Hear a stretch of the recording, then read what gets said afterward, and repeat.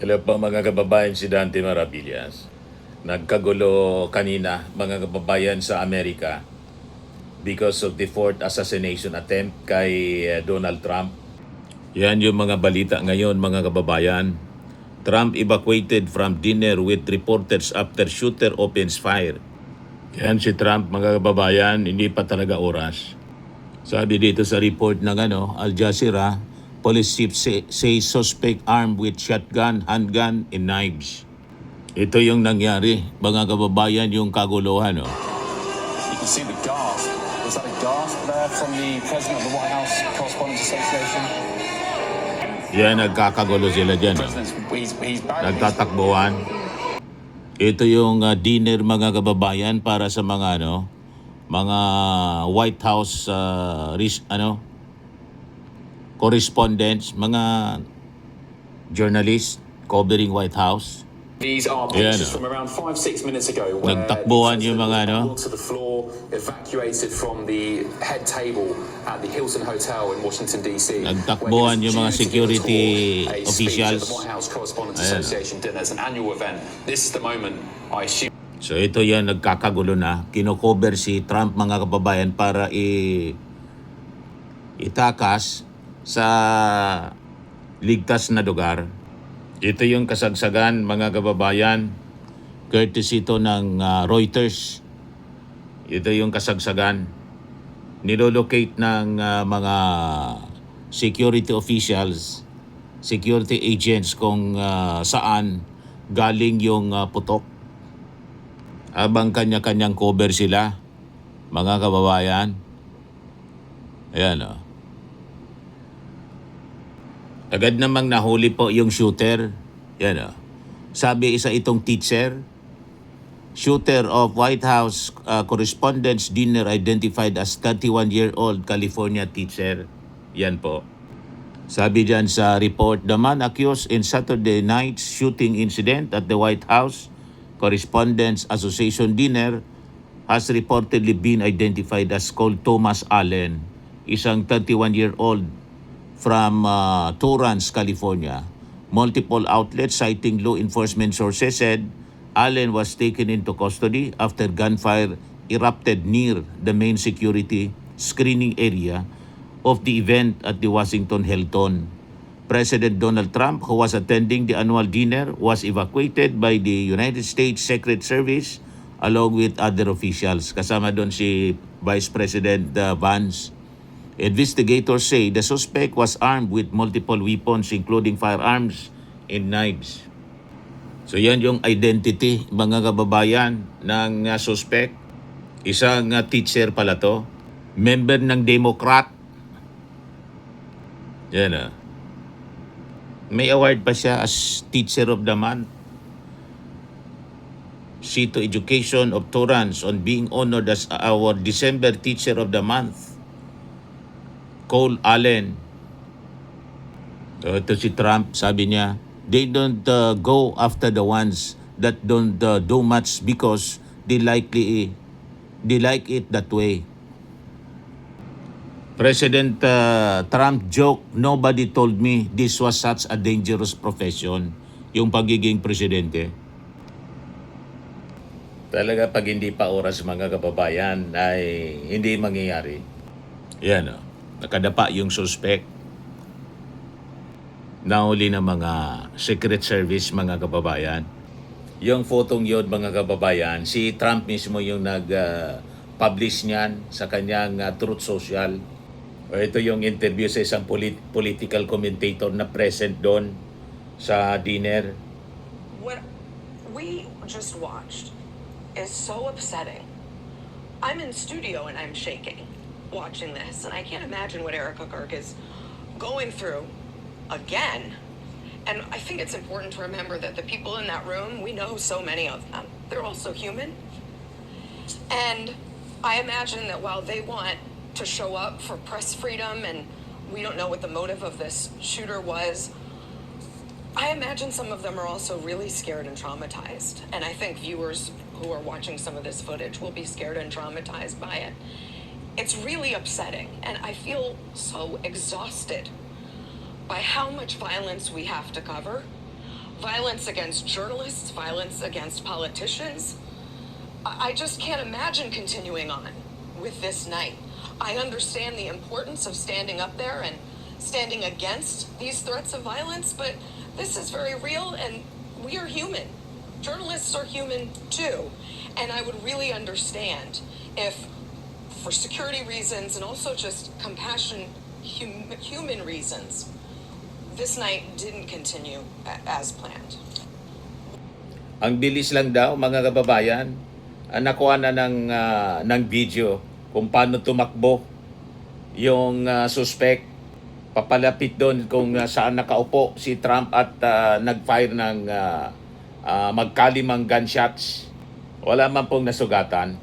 Siyempre, nagkagulo. Kanya-kanyang dapaan yung mga guests. At si Trump, si J.D. Vance, Vice President J.D. Vance, and other officials, nandun sa presidential table, kanya-kanyang cover at takbo pasisiring papunta po sa sa safe na parte ng binyo. Maybe two or Yeah, three no. minutes ago from the White House Correspondents Association dinner at the Hilton Hotel in Washington, D.C. Something serious happened in the crowd which wasn't caught on camera. The president of the White House Correspondents Association seemingly gasped. The president was then bundled to the floor and rushed off stage. The First Lady was rushed off stage. Some diners have remained in their seats. And you can see the stage there. This is the replay, just to reiterate. The replay shows Ito, nagpa-press conference si Trump after the incident. Pakinggan natin. President Trump, and thank you for updating us on the suspect earlier. Were you aware of any threats, or is your team aware of any threats beforehand? And do you believe you were the target of this tonight? I guess. I mean, these people they're crazy. They're crazy, and you never know. He was very far away from me. He had to go through a lot. We had resources all over. We had resources sitting at tables, literally in disguise, sitting maybe at your table, who knows? But we had people all over the room, so he had a long way to go. That was really a first line of defense, and they got him. And they really, they acted incredibly. No, we've had no.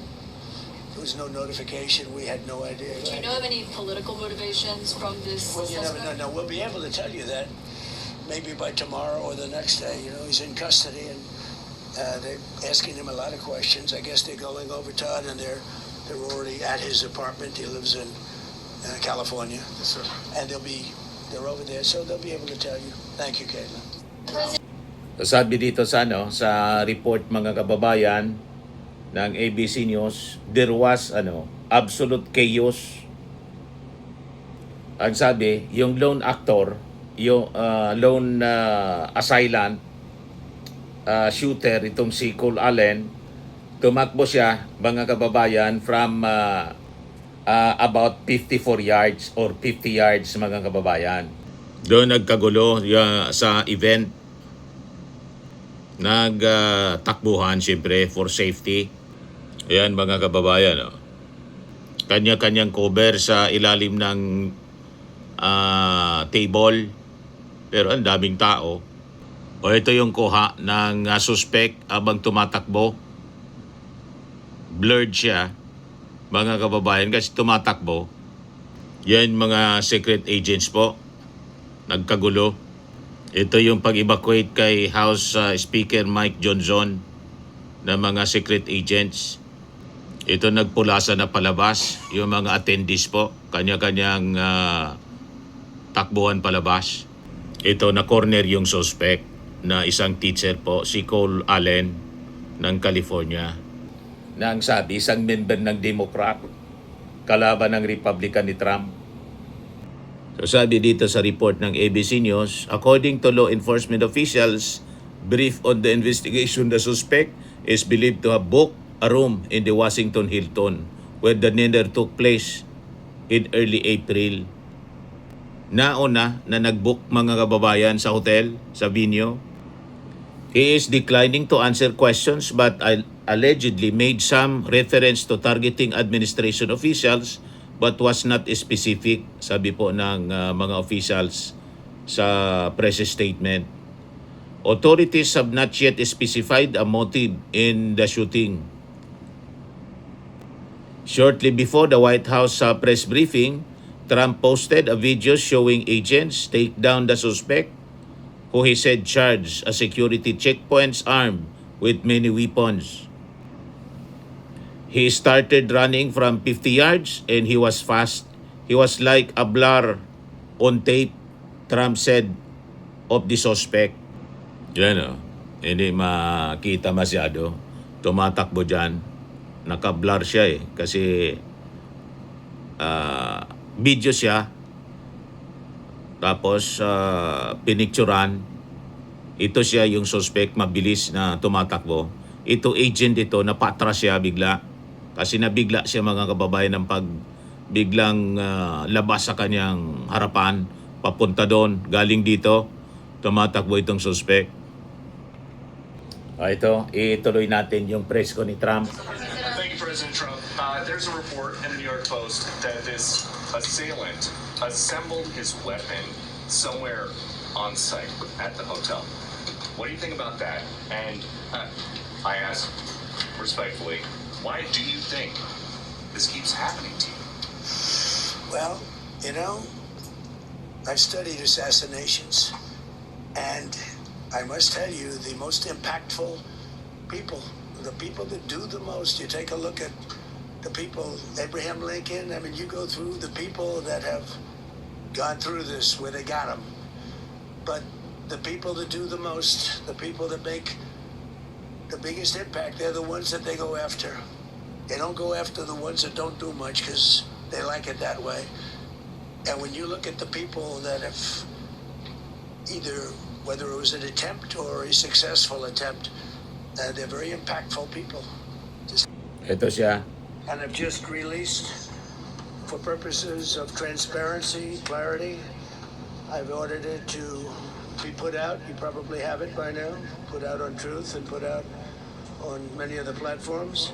A tape showing the violence of this thug that attacked our Constitution, and also showing how quickly Secret Service and law enforcement acted on our country's behalf.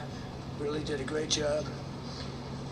One officer was shot, but saved by the fact that he was wearing obviously a very good bulletproof vest. He was shot from May very binaril close pala. distance with a very powerful gun, and the vest did the job. I just spoke to the officer, and he's doing great. He's in great shape. He has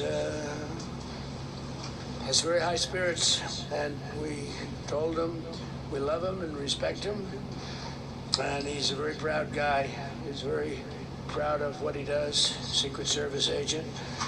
And we looked at all of the conditions that took place tonight, and I will say, you know, it's not a particularly secure building, and I didn't want to say this, but this is why we have to have all of the attributes of what we're planning at the White House. It's actually a larger room, and it's much more secure. It's drone-proof, it's bulletproof glass. We need the ballroom. That's why Secret Service, that's why the military are demanding it. They've wanted the ballroom for 150 years for lots of different reasons, but today's a little bit different because today we need levels of security that probably nobody's ever seen before. But everyone knows tremendous Pero kalma lang po si Trump. to the courage of law enforcement. The law Nasanay na, enforcement, pang-apat na siya the DC police, and we just spoke with the mayor. And when we're finished, the police chief is going to take over and discuss it also from their viewpoint, but they also performed exactly as they were supposed to, and you see the attacker in different positions, but you also see the attacker totally subdued and under control. So as you know, this is not the first time in the past couple of years that our republic has been attacked by a would-be assassin who sought to kill. In Butler, Pennsylvania, less than 2 years ago, you all know that story, and in Palm Beach, Florida, a few months after that, we came close. We really had, again, we had some great work done by law enforcement, but in light of this evening's events, I ask that all Americans recommit with their hearts in resolving our difference peacefully. We have to resolve our differences. I will say You had Republicans, Democrats, Independents, Conservatives, Liberals, and Progressives. Those words are interchangeable, perhaps, but maybe they're not. But yet, everybody in that room, big crowd, record-setting crowd. There was a record-setting group of people, and there was a tremendous amount of love and coming together. I watched, and I was very, very impressed by that. But First Lady and I were taken very well care of very quickly, rushed off the stage. Vice President J.D. Vance, who's here, was likewise beautifully done. He was just saying how quickly everybody acted, law enforcement, Secret Service in particular in this case, but law enforcement. Marco had the same thing. Chairman, I just want to say you did a fantastic job. What a beautiful evening, and we're going to reschedule. After that, it's very tough for her to ask a killer question, right? But you have done a fantastic job. Please. Mr. President, I appreciate it. As you mentioned, it all happened so quickly. And I wonder, especially because fortunately you have experience with these sorts of threats, in that moment when you realized there was a threat and service agents were telling us to get down, can you describe what was going through your mind, how you were feeling in that moment? That's a very good question, actually. It's always shocking when something like this happens. Happened to me a little bit, and that never changes. The fact, we were sitting right next to each other, the First Lady on my right, and I heard a noise and sort of thought it was a tray. I thought it was a tray going down. I've heard that many times, and it was a pretty loud noise. And it was from quite far away. He hadn't reached the area at all. They really got him. But, so it was quite far away, but it was a gun.